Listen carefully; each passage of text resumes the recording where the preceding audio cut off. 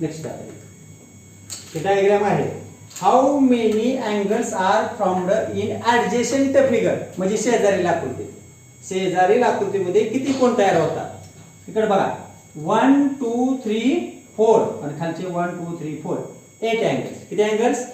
हा प्रश्न समजला का? म्हणजे 2 लाईन्स आणि एक ट्रान्सव्हर्सल असेल तर 8च अँगल तयार होतात. ओके. आता हा क्वेश्चन मध्ये फरक काय आहे. How many types of angles formed in adjacent figure. How many types of, किती प्रकारचे कोण तयार होतात. किती प्रकारचे हे पाठ करायचे. 3 टाइप्स ऑफ अँगल्स हे पाठ करायचे आहेत, लक्षात ठेवायचे आहे.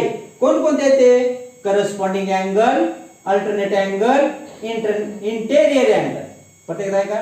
करस्पॉन्डिंग अँगल्स संगत कोण, अल्टरनेट अँगल्स व्युत्क्रम कोण, इंटेरियर अँगल्स अंतर कोण.